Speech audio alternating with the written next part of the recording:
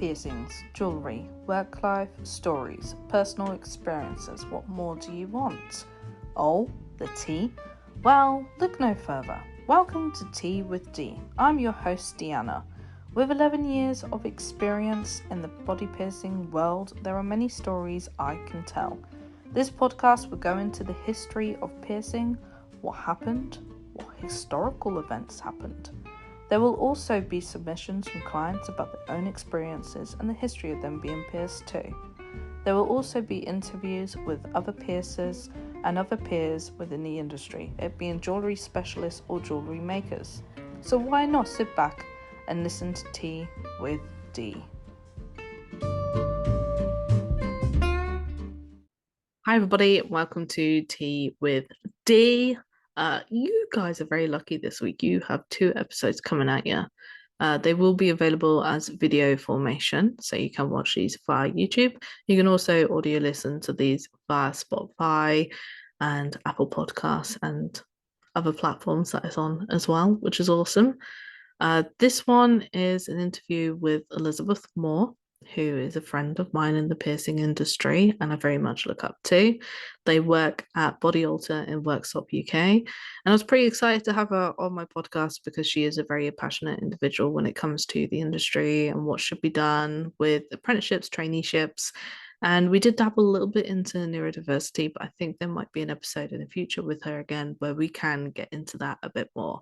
So I hope you enjoy this week's episode and I hope you enjoy the video version as well. Please give me feedback on how you think of it and how it is. I hope it's good. And yeah, let's get into this. Hello everybody, welcome to Tea with D. I am doing a interview today. Can you please introduce yourself and what you do? Hello, I'm Elizabeth Moore. I'm a body piercer and I do admin. I don't know what my role is for Industrial Strength UK. Awesome. So let's talk about history. How did you come about piercings? Like, what was the interest? Like, where did you first see it? That kind of thing. MySpace.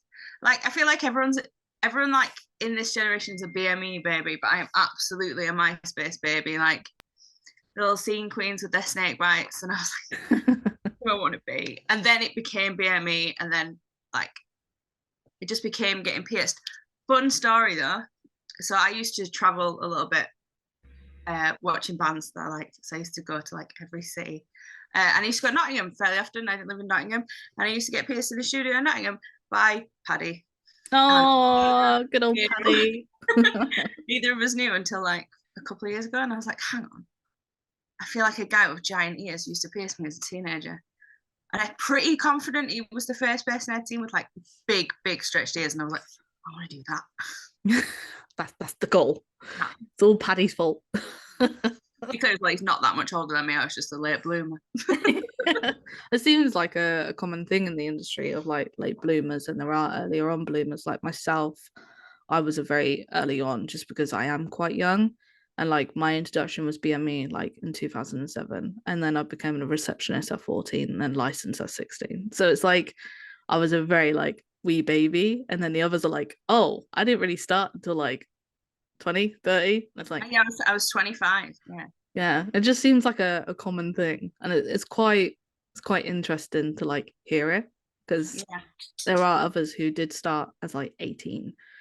I think there's value in both. I think there's value in this being all you know, because obviously that is almost like the core of who you are. But then I also think there's value in people who've done corporate jobs as well, because seeing that from like the real world perspective, because this is not the real world. Like we kid ourselves, all we want this is a serious important job. It is the most fun. So having some kind of corporate thing, I think was valuable for me. But then I also do envy like people like yourself or some of the younger piercers that I'm like, oh, I wish I had that start. My start wasn't that great. Like honestly, it was a tricky one because like even though I was licensed at 16, the training thing that I went into I had to pay for. So it wasn't like, oh, it's an apprenticeship. It was kind of like, oh, here's £250 to do like 6 to 8 weeks of work for the first time. And then after then I was like kept on for like a couple of more months. And then it was kind of like, oh, here you go, off you go, sort of thing. And then my second apprenticeship was like a bit more better, but it was like, yeah, not the greatest way to get into the industry, but I was like, oh fuck it, it's something, like I cannot. That attitude still is carrying on, isn't it? Like so Yeah. many people stick at stuff because they're like, well, at least it's something. Mm-hmm. And it's not okay. It's not like the baby piercers that are doing well now, like are the ones that have had good starts. Like Mm-hmm. they're the ones that are thriving. The Oh rest god, yeah. are still like, oh well, at least I was doing it. It's been really hard. It's like I look at like what the industry offers now. There's so many of them that have such a stronger way of getting into the industry, whereas a lot of people were kind of like stumped. Like it was a very harder way to get into the industry, and there was so much like volunteer, no payment, or you had to pay for it, and it's like fuck. Like I wish I could be like in a weird way, in a weird sense, like kind of be reborn and like do an apprenticeship as it is today, like being paid a good wage to learn. Yeah. Unfortunately, people are still taking advantage of that though, like that old school, like this is how we did it, so this is how you should do it kind of thing.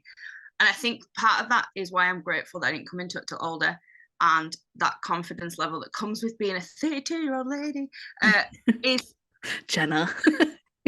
is like don't accept it, and you just don't like. I didn't start this till I was 25. I didn't learn to drive until I was 25. But both of those things came loads easier because I had the confidence of an adult. Mm-hmm.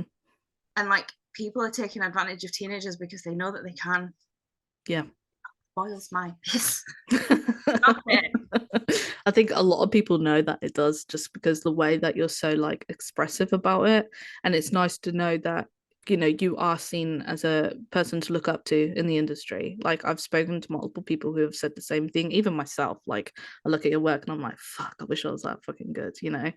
And I think now, because there's somebody who does have a voice who is saying what they should be like, I think people are finally listening.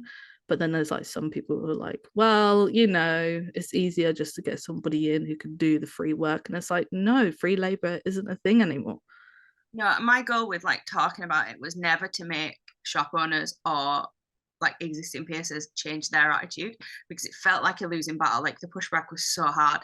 Mm-hmm. What I want is the people who are coming into this to come into it with the knowledge of what they deserve and what they should expect, so that they can go, actually no. So the more people that go, no, that's not acceptable, Mm-hmm. that's where change happens. Me yelling at someone who's been piercing for 25 years really isn't going to make a difference, because who am I? Like, Yeah.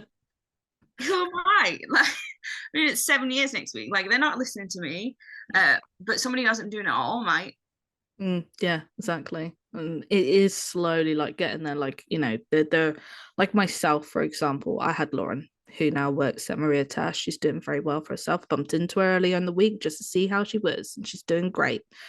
And it's just like I look back and I'm like, that mentality of doing it voluntarily, I kind of stuck with that because that's what I grew up around from the age of 14, to have that mentality that to get into this industry, it has to be voluntarily. You can't pay somebody, blah, blah, blah, blah, blah.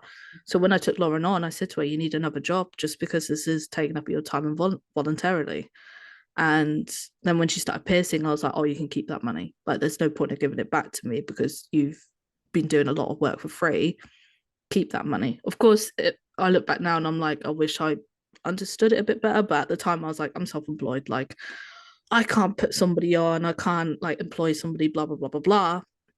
But at the same time, it's kind of shit in Lauren's position because I wasn't paying her for her time for the most part. But we learn our mistakes.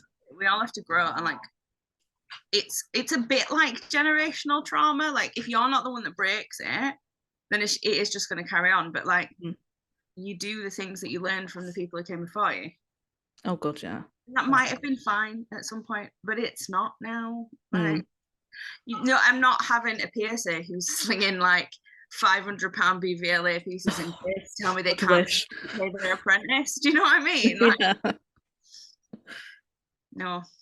It's a very like tricky situation because of course like there's so much work going on behind the scenes with certain people trying to get the Westminster to listen to them to get in these new regulations with what Wales has got and so forth. And then there's that always that argument of like, should we regulate the system? And it's like, no. Like if you regulate our system, this is what the people don't understand is like, yeah, we could probably get like a government issued like apprenticeship in line, but the thing is that that means that the whole like piercing system has to be regulated, and if that happens a lot of piercings will be stopped.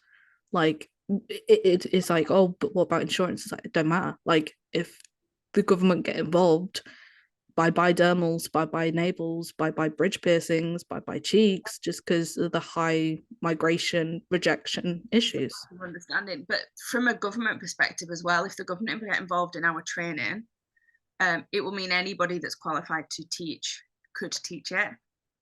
You don't have, you can have a teaching certificate in anything and teach anything. Like it's a general across the board kind of thing. So I suspect what that would mean, and I think this is coming anyway. But what I suspect that will mean is that it will be lumped into hairdressing courses because they'll see the already piercing lobes with guns on hairdressing courses and go, well, that's piercing, so let's just bundle that together. Easy. Make that whole qualification. Yeah, we've already got the tutors doing that way, so we don't need to hire anyone new. Yeah. Just make them do more work because that's the government we have and that's what they do.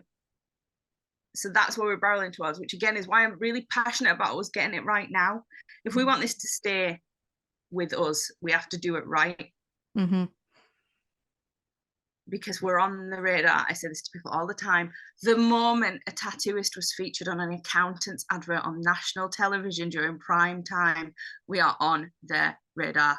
Yep. It's coming. We're an industry that has got away with whatever it's wanted for a really long time.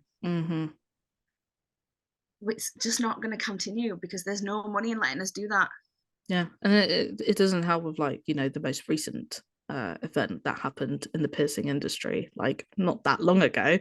An individual got arrested and sent to jail, and you know he was a well-known piercer. So it's like, hello, we're definitely on the radar now. And during COVID, a lot of MPs were talking about piercing and what should be done and what should be expected to be regulated and stuff like that. And there's bills that have been spoken about as well. So it's like they know what it's about, they know what's going on. Like, you know, just do what you do. Yeah.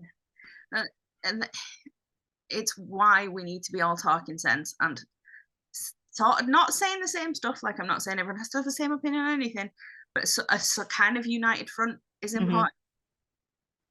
Whether you're in the UK APP or the APP or not, something with some clarity is important. Like, because if we start to look like we're infighting, no one's taking us seriously. Oh God, yeah. The thing is that I think more people listen to those with either genetically a big platform as it is with social media or with a certificate on a wall. If you're somebody who doesn't really have a social media presence and doesn't have a certificate on the wall, is your voice going to get heard? No. But if you keep posting your opinions and getting the word out, then maybe you will be listened to. And I always say that to people, like, it don't matter if you've got 100, thousands, millions of followers, whatever. If you want to get your voice heard, just keep posting about it. Don't ever stop posting about it. Even if people are like, oh, I'm unfollowing you because you post too much. And just let them be.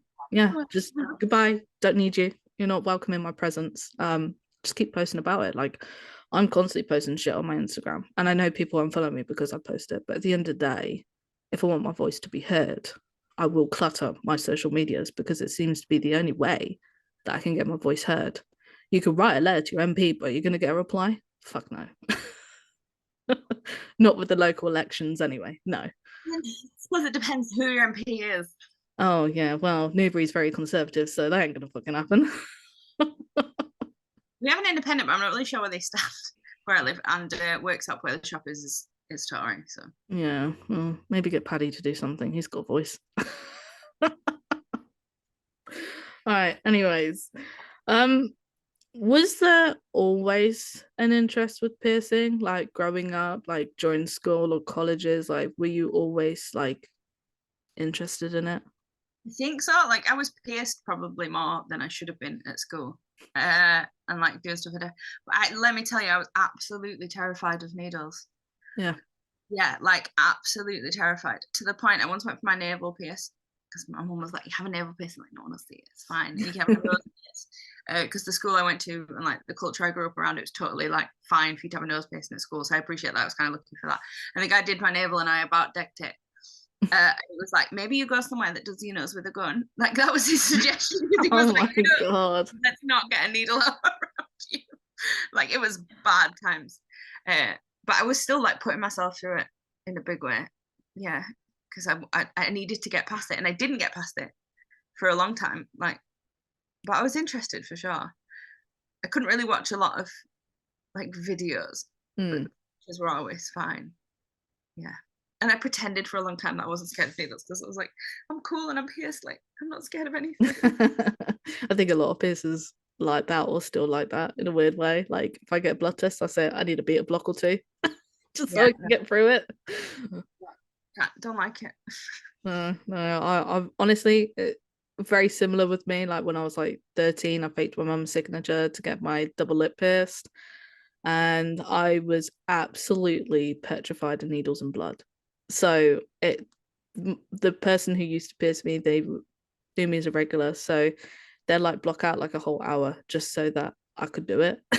And I'll be there like sat there 40 minutes, like, I could do this, I could do this, I could do it, I could definitely do it. I'm pretty sure I could do it. And then I'll get it done. I'm like, oh, it's not that bad. Yeah. Yeah. I used to sneak out of college and like, I didn't sneak out, I just leave. And the guy literally never asked for ID, like never asked for anything. It was bad. But I was like, well, this is fine. Like, this must be fine. Because, and then, like, I spend most of that hour then, like, laid on the floor with my feet on his piercing chair, which I'm pretty confident was just like a wheelie desk chair. Yeah. Nearly certainly remember that. And I think that shop's still there. Oh no. Yeah, that was kind of the same as me. Like me and my friends used to would know when it'd be like £15 piercing or whatever. And at the time it was Cutthroat Tattoo, and I was quite a regular there. And at the time it was Jazz, who now works at Sacred Gold in London. She was my mentor back in the day, bless her. And we went there, and my friend wanted the UFO piercing, where it went from like the forward helix through the rook and then back around through the forward helix. And I video recorded it, found it on my old YouTube. I'm like, oh my God, that's so cringe. And I had my septum done for like the first time, and I was wearing like this big, thick jacket. And Jazz in the video was like, "You sure you don't want to take that off?" And I was like, "Yeah, I don't want to take it off. I'll be fine." I didn't pass out, luckily. I was very close, like this close to.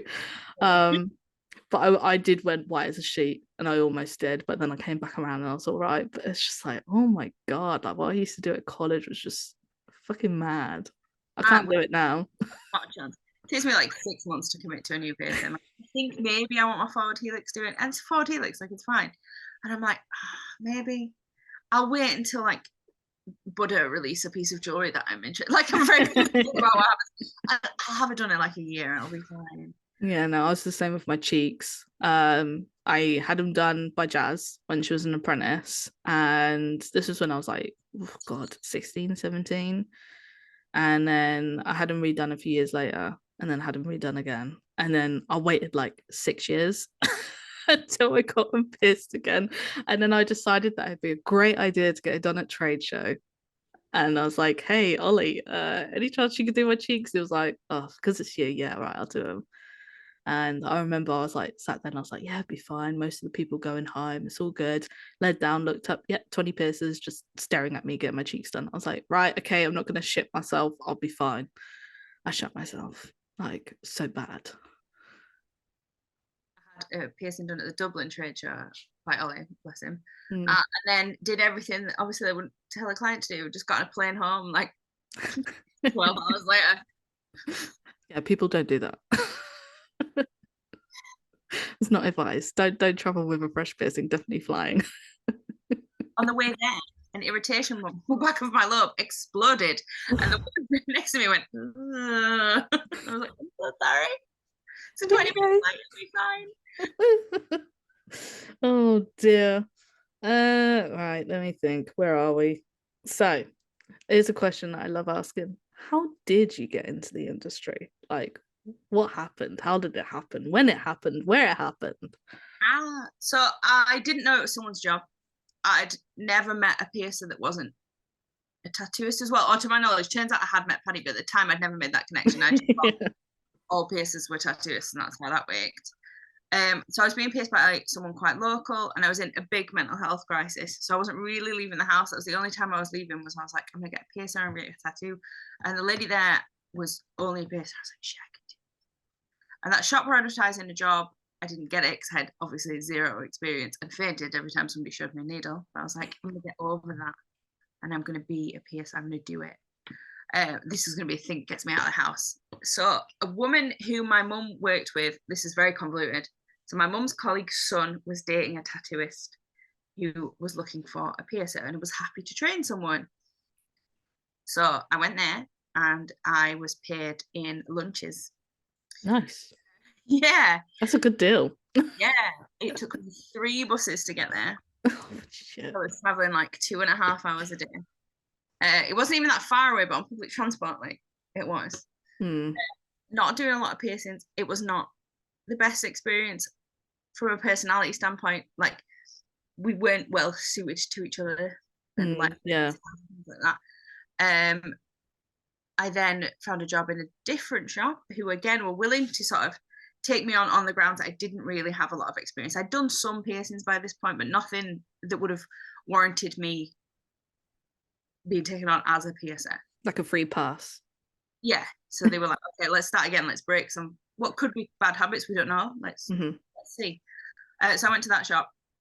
I worked there for 5 years. Obviously grew as a piercer then. I'm not going to talk massively about that shop. We're going to go scoot over that. Completely understand. Don't worry. Had another major mental health crisis. Hey, love them. They're like every 5 years. Waiting for the next one now. Made some pretty serious attempts on my own life. So was quitting, retired, decided I was never piercing again because I hated it. I hated you all. You were all awful. The industry was ruining it. It wasn't. It wasn't a nice industry back then anyway. Like I can even agree with you that back then there was more hatred than there was of acceptance and love.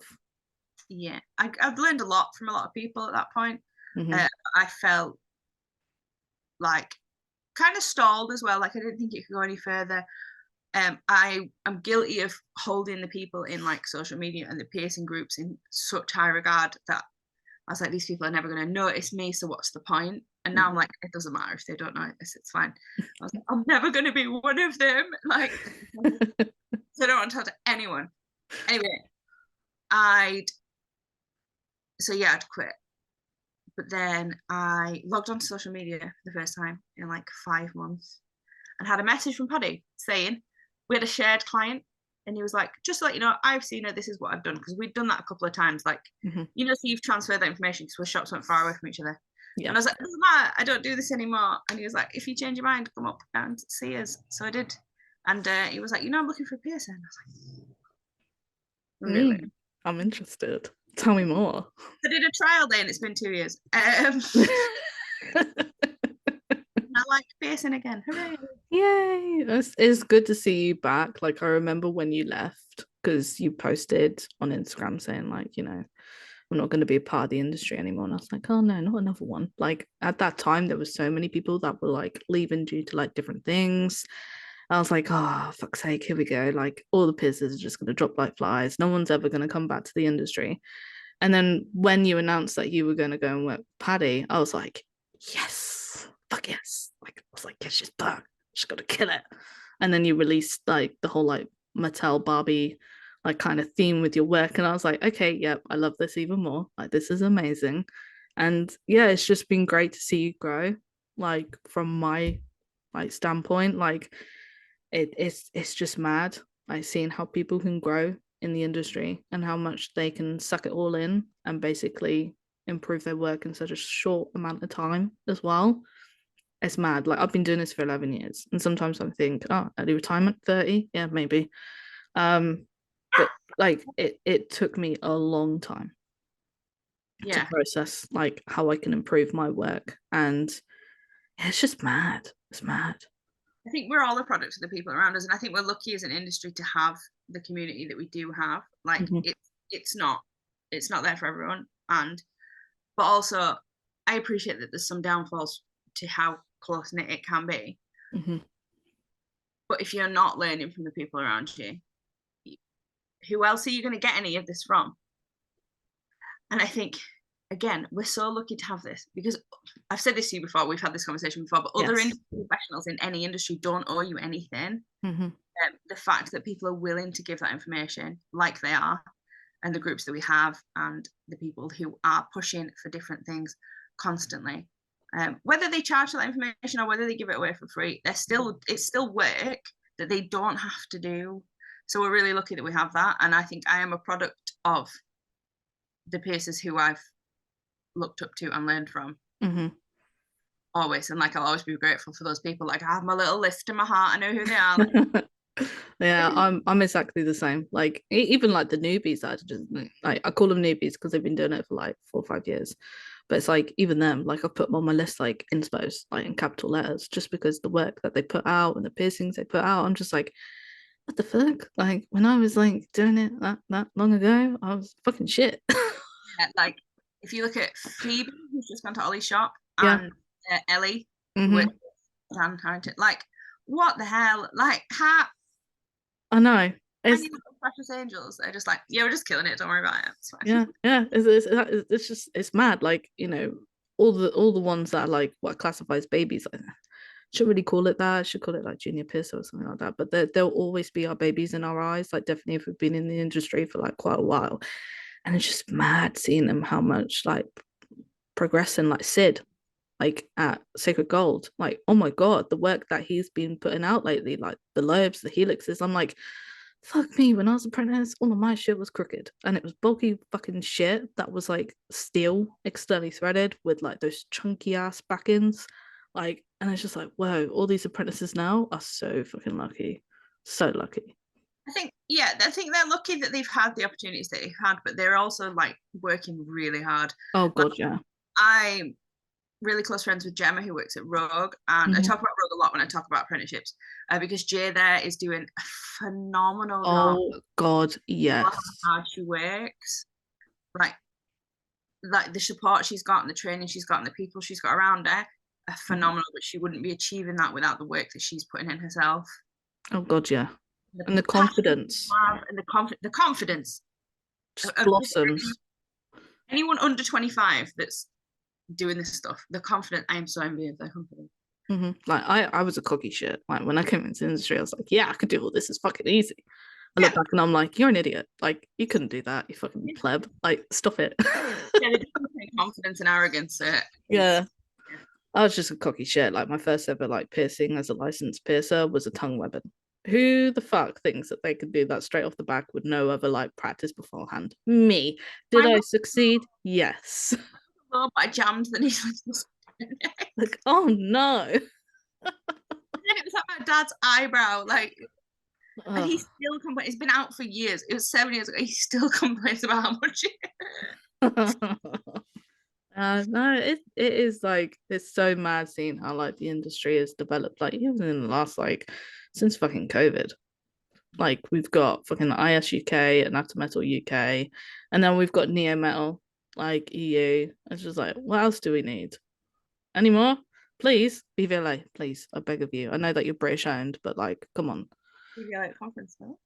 I know, man, that was a surprise and a half when I saw that announcement. Like David had been like not spilling the beans, but kind of like giving some clues, and everyone was like, "Oh my god, bitter! Oh my god, blah blah blah blah." And then when he said BBLA, I was just like, "Finally!" Like they've been doing the APP for quite a while. I know they stopped a few years ago, but it's like they announced that the turnaround times have gone down, and I was like, "Oh, okay." And then a couple of weeks later, David was like, "They're gonna be at the UK APP." I'm just like, "Oh, for fuck's sake!" Like I can't spend any more money than I have already.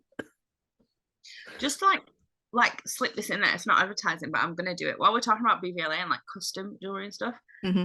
Places who might be listening that feel like BVLA is like out of reach. like, first of all, they're not the be all and end all of body jewelry. Like, we have Mhm. incredible access to jewelry in a way that we've never had before. Like Buddha, for example, Mhm. stunning, fast turnarounds, incredible. I just never ever want people to forget Danila. Mhm. Yeah. Yeah, I actually spoke to her via email the other day because I'm currently in the works because one of my clients, Louise, she's probably going to be listening to this. We did a custom septum ring that is named after her. We got 2 new nostril pieces, an industrial bar, and a faux rook, and now we're in talks about maybe possibly some other pieces in the future. So of course I messaged her like, hey, can you get hold of these stones? And I completely forgot that she was away. 2 conferences. She was like, I'm really sorry. And I was like, no, it's my fault. I didn't check social media. But yeah, she's a phenomenal goldsmith. Like, oh my God. What an incredible resource we have in the UK for something that we know that is ethically sourced. Mm-hmm. She can work with within reason, but to exact specifications. Like, she's phenomenal. Oh God, yeah. I just want to shout her out because I love her. Mm-hmm. Oh, and Hazel, who's up in Edinburgh. Yes. Where did Hazel come from? Out of nowhere, absolutely destroyed everyone. I Like, know. My God. Like, I skill set. remember when she first started. What the hell? I know. They're all popping out of everywhere. Like, the one that we do miss the most is Ryan, who used to be Nature Reborn UK. He was phenomenal. He used to do gold seam rings and sometimes attachments. We loved him for his hammered stuff, and of course he has stopped doing jewelry. But I always sometimes like remember him like, oh my God, like he was so cool. Well, if we're shouting out independent creators, I feel like someone's going to be very upset, Stephen. Oh yeah, the Irish one. Forgot about him. Stephen makes incredible gold ones. If anyone is also interested in those, there you go. Yeah, he But no, Stephen is made me a brilliant. hammered seam ring for my nose. He's a brilliant human being. When I was in my darkest time and I'd quit piercing, he is the only person who reached out. The only person. He's such a good egg. Like family, friends at the side, industry colleagues, everyone. It was only Stephen. He's honestly he's a very good egg. Like I came off Facebook recently due to some issues. I'm not going to get into that. But he reached out like pretty much most weeks, like, "Hey, you okay? How you doing?" And like he'd be like, "Hey, I've made this in my studio. What do you think? I want your opinion." And it's just like, wow, more jewelry makers need to be like that. Like, hey, we've put out this piece. Can we get an opinion on it? Like, why can't more of them be like that? I don't know. Well, I suppose that's what a lot of pro teams are for. Hell yeah. Still like a pro team member here at your service. I was Another company that recently has shocked me is Ember Body Jewelry by Ryan. I recently got the order yesterday. Of course, it arrived after I just left. I was like, you bastard. Went in today, took some pictures, and I'm actually really, really impressed with the pieces and the quick turnaround as well. Like I put in the order and it came in less than 4 days. Very impressed. we no longer have an issue with accessibility for jewelry. I know that there was the great jewelry shortage. Fucking Leroy with the bumblebees, 35 weeks. Now everyone makes a bumblebee. It's fine. Yeah. It's gone. Just from like a jewelry vendor kind of perspective, if your jewelry is taking a long time to arrive, it's because you're not ordering it right now. It's not taking that long. No. Unless you're a very like complicated queen and BVLA are like, really? Like, come on. BVLA apparently can do whatever they want. BVLA have got 12-month turnaround time. Everyone goes, yes, of course, whatever you Yeah, bow down to you. Industrial strength goes over 10 days. There's like a picket line. Like, what is going on? People complaining in forums about their wait times. But I often think, like, are you leaving it till you've got one left? Because if you are, that's kind of on you. Yeah, figure out like the main thing that I did figure out thanks to David was figuring out when like your most busy period is and like order prior, not order during. No, like I know that I do loads of kids loves. Like that is my thing. I like the first kids. Send them all to me. It's my favorite thing. But the first 2 weeks of the summer holidays is back to back. It's kids loves all the time. So we spend the winter going, right, we need low profiles, we need opal cabs, and like, is there something fun we can do that's not gem set? Like, what can we do? And let's get it so that we have hundreds. Body jewelry does not expire. It can sit there. It's fine. But I know that I need that for July.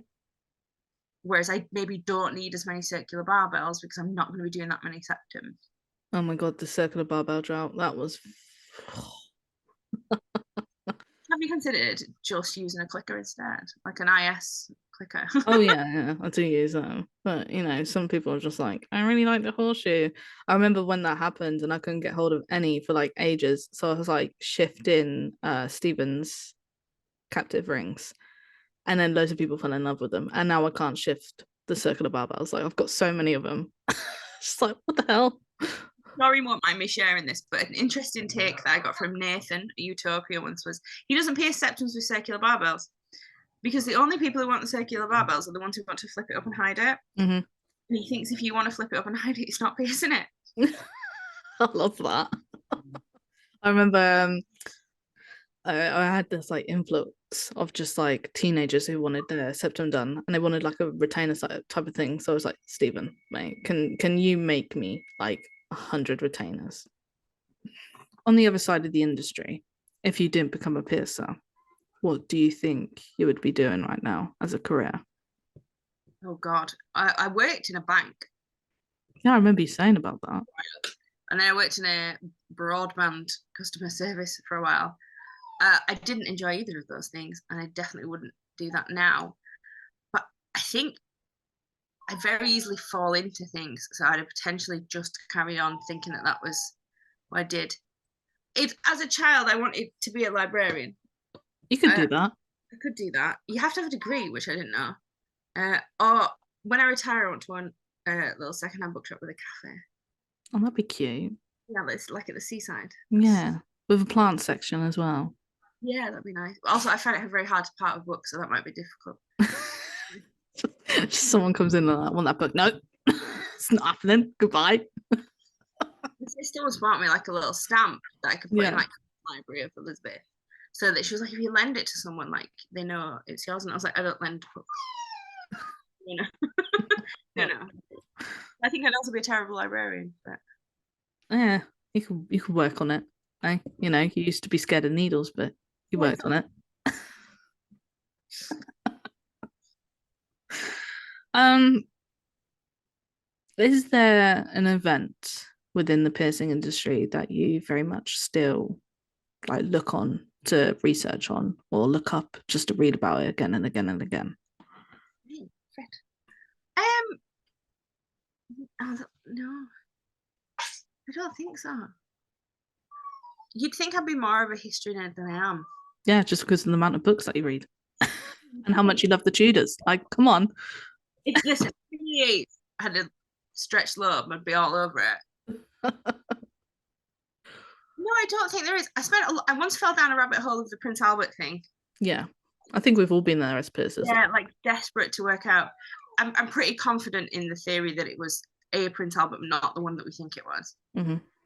But that's kind of the only one that's ever got me like gripped. Like I'm interested, but I'm very much once I've learned about it, I kind of put it to bed a little bit. I don't go back to anything.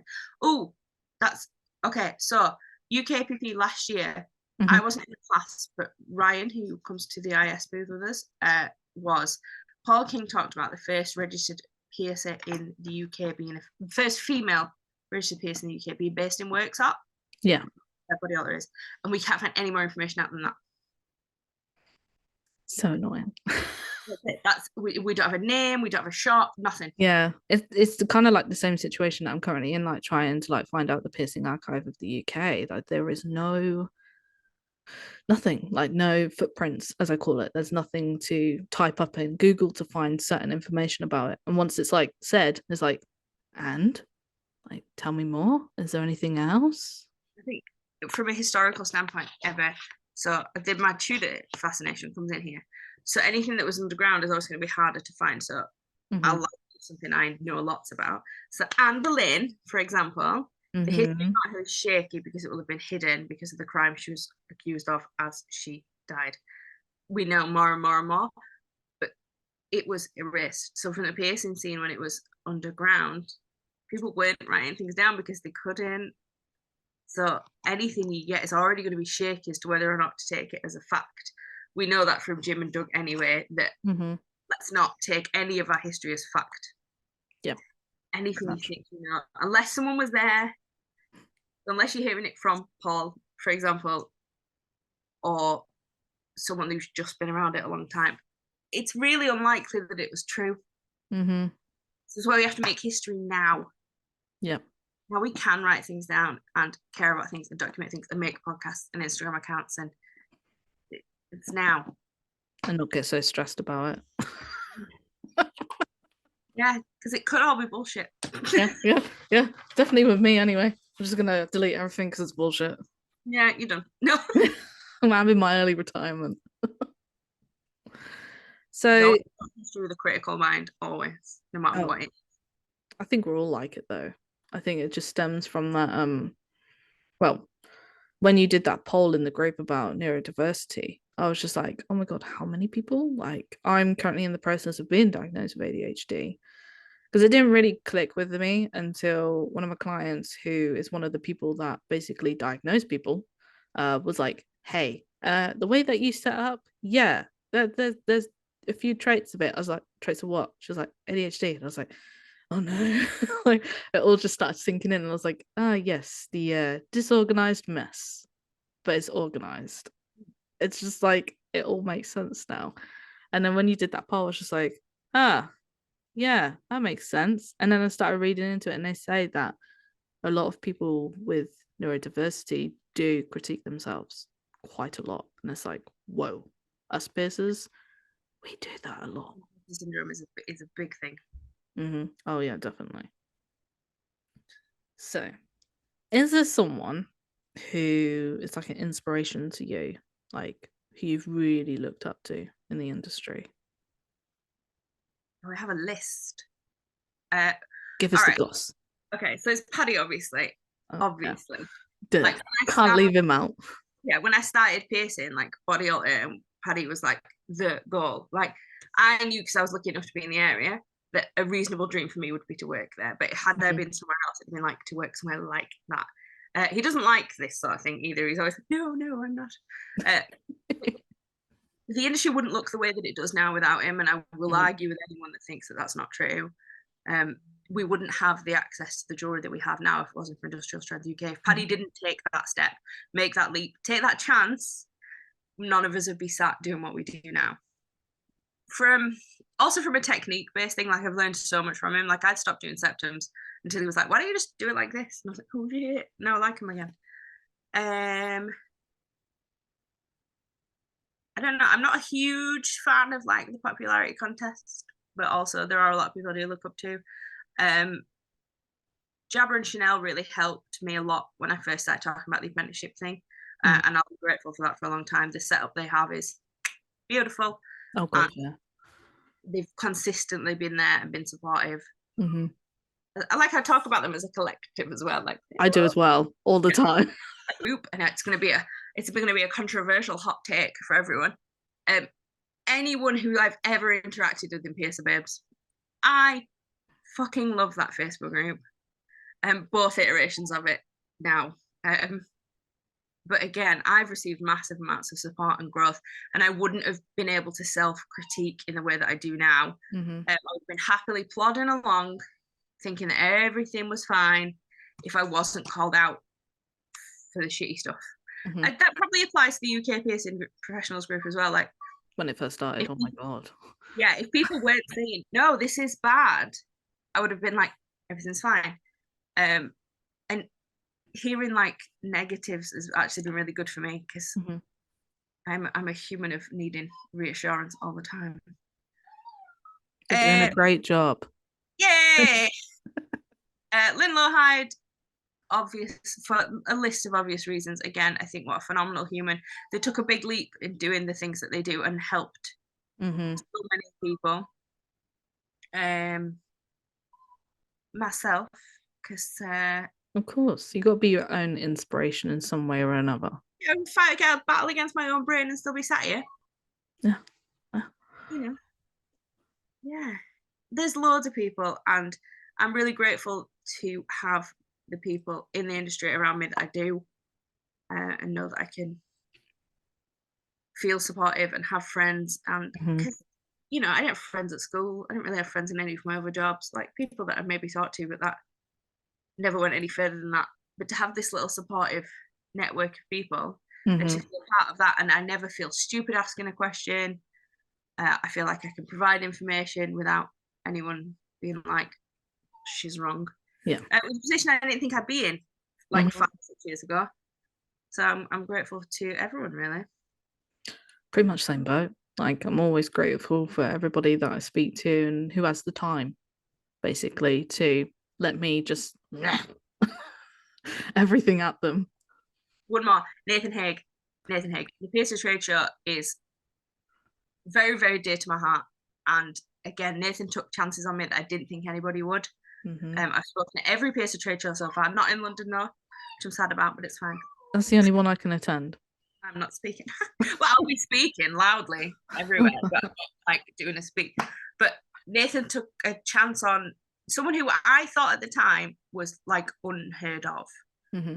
Uh, I pierced with him at the last London Tattoo Show. Like, yeah, lots of people have taken chances on me, and I'm really grateful to it. And on that run as well, Louise from the Sharp End is my favorite human being on the planet.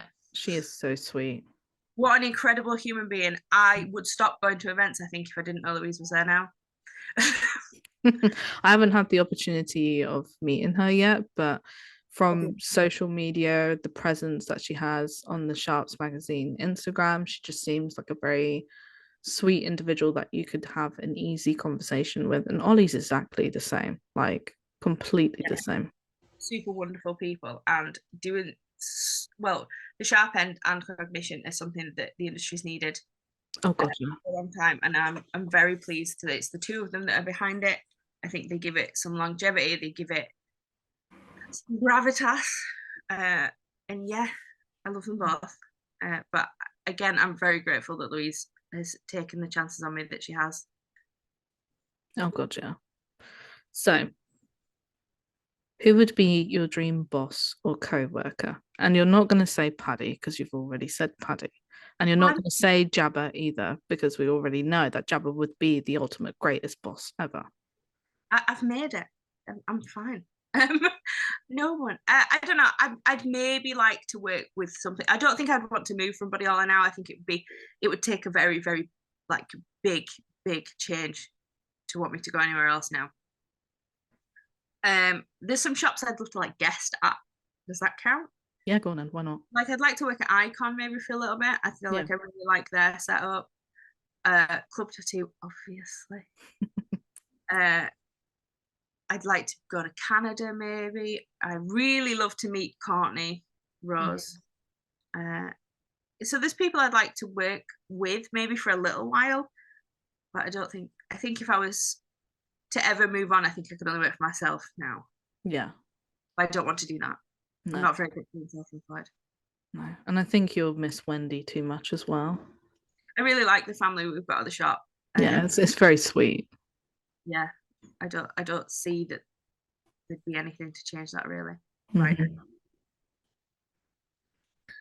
So, when it comes to jewelry, which manufacturer do you like? And is there a certain piece you love? I'm allowed to say industrial strength. Go on then. Okay. The titanium industrial strength and the double row princess cut clickers with the white opal. Mhm. I also really, really love the Edens. And our Eden did a little collection. She designed some colorways that are all pinks and whites, Yes. lovely morganites, and they're all very, very much my ones. From a gold perspective, it's probably Buddha currently. Mhm. I wear a lot of Buddha's jewelry. Yeah. I do love them. And if I have to be controversial, because I have to be controversial at all times, I still really love Oris. If you could create a piece of jewelry, what metal and stones would you pick? Oh, yellow, gold, and white opals, always. Always. And what would you call it? Oh God, I don't know. I was like, no one makes a piece of jewelry called Elizabeth, but that's not true. Mm. Only Oh one wait, no, Oris. Oris do. Only Yeah. I was like thinking then, I was like, hang on a minute, no, Oris does, because I they had spell it that. wrong. But yeah, it's Yeah. that partnership with the I love it. Oh God, I don't know. Can I name a piece of jewelry Fred just because it's a dog's name? Well, I don't think anybody else has called a Not a good piece of name jewelry. for a piece of jewelry at all, but I'm gonna do it. That's cool. Can do that. As all piercers and peers critique themselves, what do you think or feel you need to improve on? It doesn't have to be like piercing related, because some people do critique their own like mental health and physical health and stuff like that. So whatever you think. Consistency, I think, across loads of things. So, um, uh, technique wise, I think I'm pretty solid most of the time, but sometimes it's easy to fall into that. I'm all right, I can do this, Mm-hmm. and like not give it that kind of consistent same level for everyone. But that also applies with like social media, for example. Sometimes I'm like, yeah, on it. I'm going to post every day, and I'm going to take really good pictures, and then I'm not going to post for 6 weeks. Yeah. It's like, is Elizabeth alive? Does anybody know? I just come back like, bang, hello. Yeah, even like moderating the Facebook group, I do that now, but sometimes I'm on it like all over it, and then I'll just disappear for a while. Thankfully, everyone else is really good, and nothing much gets past anyone. But yeah, I'm just not very consistent. But that'll be the ADHD. Mm-hmm. Yeah. But I would like to work on it, and even in my personal life, it's something I'm actively trying to do. Mm-hmm. I feel that. So in 10, 20 years' time, what's the plan? What do you see yourself doing? Um, Fred, Fred, mate, you can't be the center of attention all the time. I'm a piercer. Fred would like to pierce all of you. I don't know, and I quite like not knowing. I don't want to think about 10 years' time because it'll make me 42, and I'm not ready for that. I'll be 37. Yeah, I'm quite enjoying seeing where life sort of goes. I'd still like to be doing this. I think I can't foresee that I'd do anything else. I don't think any other industry would have me. Mm. Very employable. I would like to have finished my 2-year anatomy course. That would be ideal.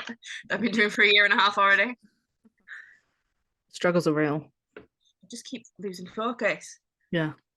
Because it's like do it in your own pace. So I am doing, and that my own pace is 0. That's currently me with my open university with law and politics. It's like a 5 to 10 year course, and I'm like, yeah, that's cool. I just do like one thing a week. In year 9, that's yeah. So one thing that I do want to ask, just because I love asking this, is what is it like working with Paddy, like in the IS UK and stiletto world? Like, what is it like? What is he like as a person, or was the what? Just everything in general. Like, It's really nice. It's kind of low energy, low drama. Like we all just get on, like as in with what we're doing. yeah. It's nice for me to work in an environment where I know what's expected, where I can kind of predict how a day is going to go within reason. So there's some variation to keep it not boring, but also I know, like if I come in first, I'll start doing this and then this and then this, and I like that. I like that we get to do conferences and events and stuff. And again, that's fairly consistent. We know that we'll do the trade shows in the UKPP. Yeah, it's just nice. It's fun. It's the least traumatic thing ever, which is everything I've ever wanted. Like the clients are nice. It's also nice to know I work with somebody that really has my back. Mm-hmm. You know, if you've got, obviously this is hard for people who work on their own, but if you have somebody that's kind of giving you grief as a client or as just a random off the street, it's nice to know that I can like do the little intercom and be like, I need your help, and that someone will come out and help. Mm-hmm. That's true of everyone that works there. Like we've all got a really good relationship with each other, tattooists included, which again I appreciate is unusual for piercers to work with tattooists that they get on with. What the hell? How does that work? Nice. Yeah, it's a little dream team. I like it. Oh, that's good. I'm really happy about that. Going back to conference, how was it doing your roundtable? Yeah, it was good. It was not as well attended as I'd like, but also I appreciate that it's not like a hot topic like I'm talking about Mm-hmm. paying people fairly. Which isn't as exciting as I think I clashed this year with like a techniques class with Ryan. and the year before I clashed with the Paul King history class. So I totally understand why mine was fair. Yeah. It was good. Like, I've had some positive responses. I've had people speak to me about it afterwards and ask for help and advice, which is nice. And I'm always happy for people to do that. It's also true of like the neurodiversity stuff that I speak about. Mm-hmm. Which when I speak at the trade shows, it's slightly different because obviously there's just one class going on, so everyone has to listen to me. I like that. But yeah, no, it's good. But I don't think I've had anyone say anything negative to my face. I haven't heard anything negative either. I think a lot of people's eyes opened about it because, of course, like with the UK APP conference, there's a lot of people who travel from the outside of the UK. So I think they kind of like listen in and they learn like how different it is in every place because like typically if you're part of like the body modification learning group or Pierce at Babes, when you talk about apprentices or trainees or whatever, they're like, oh, you have to pay them this wage with, you know, dentist cover and health cover and all that. And then as us in the UK are like, what? Like, we don't have that. That's like a whole completely different thing. So I think it kind of opened their eyes up as well as like apprenticeships and that are not regulated. It's not authority regulated. We don't have anything apart from like a pension if we want to pay into it or national insurance or tax, but that's it. We don't have dental cover or health cover or anything like that. Which is So scary. yeah, so I think it definitely opened a lot of people's eyes. And of course, I was just there to be your cheerleader because, like, I'm not going to take on an apprentice, I don't think. And I would be like in the same kind of shoes as Paddy. Like, if I wanted to take somebody on, I would just take on another piercer. Like, I don't think I can mentally do it again. That's the thing that I sort of say to people as well, is like, you're under no obligation to take on an apprentice. Like, if you have enough work for a second piercer, you don't have the capacity to train that second piercer. Just take someone on that can already do it. Mm-hmm. Yeah, exactly. They're out there, and people, you know, will take the opportunities. You might live in a really cool city that people want to like move to or work in. You might live in the countryside that people who work in the city think, oh, it'd be really nice to not work in the city for a bit. You know what I mean? Like, Mm-hmm. people travel, people do different things, and yeah, there's no obligation to train someone. Obviously, you might want to tweak some techniques if it doesn't line up with like standards or whatever, but yeah, do that instead. Yeah, I'm Sorry into to anyone that's like, oh, well, I want to be a piercer, and I'm like, listen, I support apprentices, but also don't take one on. that. I'm into that. I've got currently no desire to take on an apprentice either. Like, it's first of all, it's not my business, so it's not my choice whether that happens or not. But I don't feel like I have the skill set to teach someone. Not a day goes by where I don't ask someone a question, whether that's Paddy, whether that's in the piercing forums. So I don't feel like until I have a consistent run of not pestering people, it's not time. Stop. Yeah, that's exactly the same mentality I have at the moment because like of course Lauren, great and everything, she's doing well. But at the time when I was teaching her, there was a lot of things I didn't really know because I had past apprenticeships and paying them apprenticeships that weren't exactly like up to the full whack of what piercing is. So me teaching her, I had to learn how to pierce left-handed. I had to learn how to pierce with cannulas. I had to learn to pierce with internally threaded, threadless, you know, switching from steel to titanium, from externally threaded to internally threaded, you know, and I was teaching Lauren at the same time. And now I look back, I'm like, oh, just take on another piercer. Why did I have to do an apprentice? But even that was out of my hands. Like I was on a 50-50 split in the studio, and Lauren was like my friend at the time, and she used to come in and hang out and stuff like that. And the manager Kev was just like, hey Lauren, you're here all the time, why don't you be Dee's apprentice? And I had no say in it whatsoever. So then Lauren just became my apprentice, and I was like, well, okay, cool, right, let's do this then. And yeah, I don't regret it, but at the same time it's like I wish I could have done more better for her. Yeah, you can see the problems with it, and that's fine. Like, But I still get like the constant emails like, hey, you looking for an apprentice? And I'm like, no, sorry, copy and paste. Here's the APP website about apprenticeships and stuff like that. And I'm just like, read that. And then I link your Facebook group. But it's like, I have to tell them like that group is not looking for an apprenticeship. It's just to give you advice. yeah, I want people to just have that like baseline information. And this sad, I don't know if it's sad or I don't know how best to phrase this, but like it might not happen for everyone. Like it's competitive, and unfortunately, as grown-ups, you have to learn that you don't always get what you want. Like not everybody gets to do their dream job. Oh yeah. You know, you don't. Not everyone gets to be prima ballerina. Not everybody gets to be a professional footballer, as much as they love to do those things. And it's not the fault of the people who already do it. Like people talk a lot about, oh, there's no opportunities, or like a lot of good places won't take on an apprentice, and I'm grateful that they won't, because it's an indication that they have the self-awareness that they either don't have the money to do that, or they don't have the resources to do that, or they don't have the time. And that's good that they're saying no, rather than just churning out people who are sort of good at it but sort of not. And this is where courses came into it in a big way, isn't it? Because they spotted what they thought was a gap. And what they've done is create a sense of entitlement. They've not created piercers, they've created people who think they deserve something. Oh god, yeah. And there's also the other fact of, you know, certain studios that we know in the UK who will take on multiple apprentices, but give them like they would take somebody like one or two people on, and then like 3 to 6 months later that apprentice is gone, and then a few weeks later they take on another one. It's like, well, why are these apprentices leaving in the first place? Is it the way that you're doing it? Is it the way that you're paying them? Like, what's the issue here? And sometimes, usually, it's the case that the person realizes that piercing isn't for them, like simple as, or they just don't have the nicest relations with the people that they work within that place. A question that I tell people to ask in an interview, regardless of whether it's for piercing or anything else, is how many people have held this position before me in the past 5 years? Now, they might not be willing to share that information, but with something like piercing or tattooing, it's going to be really easy to find that out. Just need to type it in social media and it's there in your face. Yeah. It is a red flag if a lot of people have held that position before you, because why have they left? What happened?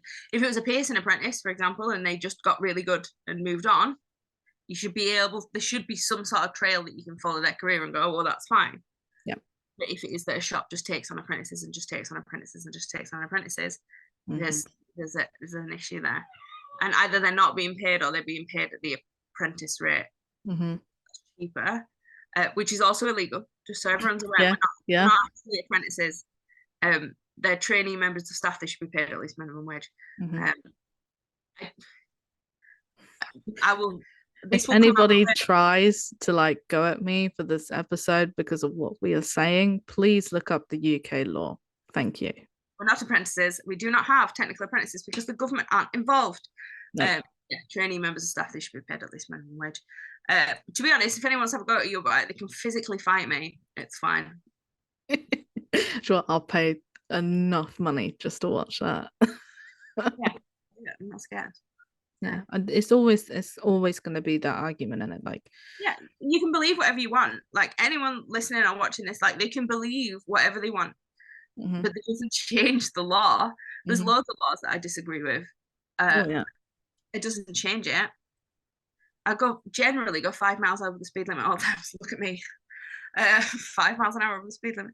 But you know what I mean? Like I can think a road should be 40 miles an hour, but if it's 30 and I'm doing 40, I'm still going to get a ticket. Yeah, you're breaking the law. I can't just stand there and argue with the police officer like, well, I believe that it should be 40. Okay, but it's not.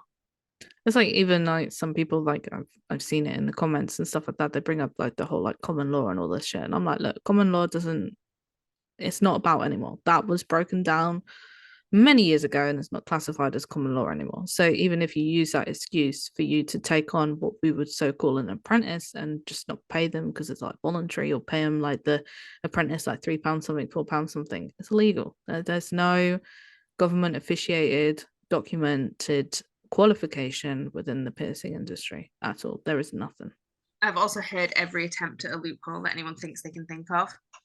There isn't one. Nope. There ain't one. A couple of piercers in the US have taken former employers to court and won, and for back pay. And I don't think it'll be long before someone is made an example of here, because there's very few things we don't follow. Oh, you never know. There could be somebody doing it right now. But the thing is, with the court system at the moment in the UK, it's a 6 to 8 month wait. So we probably won't hear anything until like early next year. It seems like a common thing, definitely within the industry, and it's slowly getting out there, and it is being spoken freely a bit more. It's like even like speaking about money, speaking about business, speaking about premises, licensing, local authorities, is all becoming like a common thing to talk about. But when it comes to apprentices or traineeships or anything like that, it's kind of like a, oh no no no no no no, you can't talk about that. Like, psh, go away. Everything we've done over the past 10 years maybe has been about moving forward. It's weird that we're happy to move forward as experienced pieces, but if someone new is coming into, we're like, not them. I didn't mean them. Like, why? Why would you not? Yeah. They should be, if they start with a good foundation, then these problems go away. Mm-hmm. Like, Exactly. it, I think it's nice to see that there are people and individuals who are speaking up about it and who are explaining like, oh, this is my employee and they're getting a living wage of like 11, 12, 13 pounds an hour. And it's like, amen, that's how it should be. And then there's like one person who goes up and like, oh well, my apprentice is like a volunteer. They have a second job or a third job to be able to do this. And I'm like, oh yeah, but that shouldn't be the case. You should be paying that person. you're also really skirting the lines of discrimination. Mm-hmm. Uh, like real sailing close to the wind with that one. As someone who is autistic, I couldn't work two jobs. So to be told that I couldn't be a piercer because I couldn't do that second job is discrimination, Mm-hmm. and that's a big word to throw around, uh, and has big real world repercussions. Mm-hmm.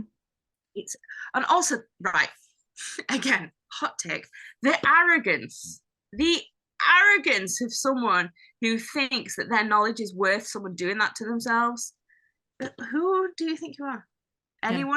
Anyone who's listening who thinks that their time is worth someone having to work 2 or 3 jobs just for the honor of being around them needs to have a proper word with themselves. Oh God, yeah, I'm into that. Nobody's that good. No, Nobody's that good. no. The worst thing is, right, is that it isn't the case that these individuals are like been doing it for like 20, 30, 40 years. There's also individuals who have been doing it for like less than 2 years who are like, oh yeah, I'm gonna take on an apprentice and they can do it for free. And it's just like, mate, you've been in the industry for like a year, 2 years, right? You should not you should not be taking anybody on. If you need to take somebody on, hire another bloody piercer with more experience. Two, they should not be giving up their free time for your labor. Simple as. Yeah. People confuse free time with available time as well. Mm-hmm. It's not working doesn't mean that they're available. And also, people need to assess what they want from a second member of staff because it's not always another PSO. You might want a cleaner. You could want Mm-hmm. a house. You could want a jewelry manager. You know, there's loads. You could want somebody to help you with your social media. Like all of those things are jobs in themselves, and someone deserves to be paid for that. Yeah, Um, exactly. It's like when I see studios who are like advertising a job and they're like receptionists but also trainee piercer. I'm like, but are you hiring them as two separate things and are you paying them for two separate jobs? No. Usually they are saying that the piercing training is voluntarily because you're getting paid for being a reception. But I'm like, a reception's a separate job. Like and it's a skill set in itself. Some people can do both, but some people can't. And a receptionist is a really valuable member of staff. Yeah, they do like all the admin work and all of that, and that should be a whole separate job at the end of the day. It shouldn't be two jobs put in one. Yeah, a lot of PSs do that themselves, and a lot of, like yourself, you work on your own, and like so you do that all for yourself, but you're Mm-hmm. only managing you, and Yep. that's fine. You can make that decision for you, Mm-hmm. but you have if you're employing someone that comes with a level of an agreement with them, what's expected of them, what's expected of the role, and what also they're capable of. Mm-hmm. It's yeah, employment law is very strict in this country as well. Like we love a law, like everything's quite black and white. Oh God, yeah. Yeah, we're nuts for it. And again, it's this skirting under the radar and assuming that we can do whatever we want because we have. No, And I think it all stems down to the whole like the industry is not regulated. There's nothing there in black and white to say what is right and what is not. But at the end of the day, it don't matter if the industry is regulated or not. If you are putting somebody out there doing your job, you should be paying them. It should not be free. It should not be voluntarily. the Simple industry as. to me is not regulated as we want employment law is. Mm-hmm. And there's even a law with to do with apprenticeships. Like you can go on the Gov website, it has it all on there, like what an apprenticeship should be registered as, and it always says you have to register it underneath a college with a qualification and also have it registered through the Gov website with a qualification. We technically can't even use that word. Nope. Apprenticeship. It would potentially come with fines for just using that word. Yeah. It should be training. Trainee or employee. Yeah, yeah. Junior piercer, whatever you want to use, that's fine.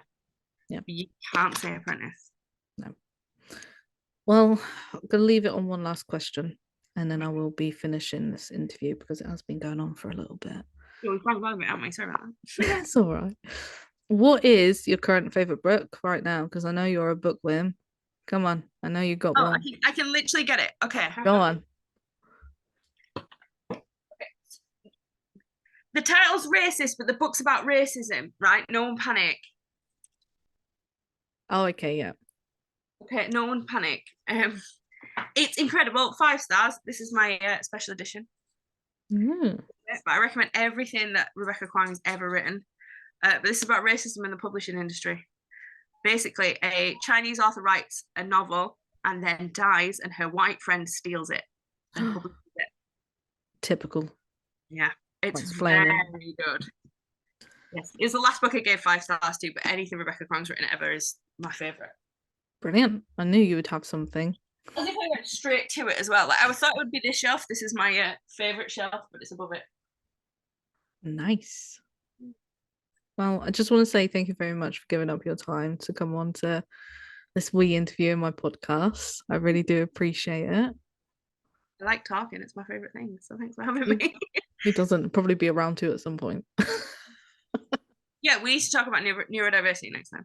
Yes, definitely. It was on my list, but apprenticeships are more important. Yeah. As important. Well, thank you very much.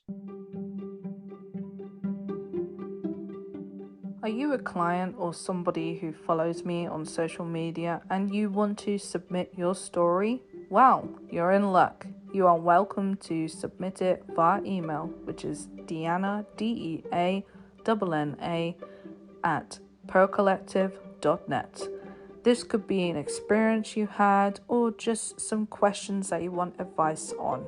It could also be a history lesson of when you had the piercing done, who, by, and where. It could be 10, 20, 30 years ago. If you are a piercer and you want to come on my podcast, you are more than welcome to contact me. I'd be happy to do an interview with you or just to talk about life. If you want to contact me, you can do so by social media on Instagram, which is pearlcollective_, or via email, which is deanna@pearlcollective.net. Thanks again for listening to Tea with D.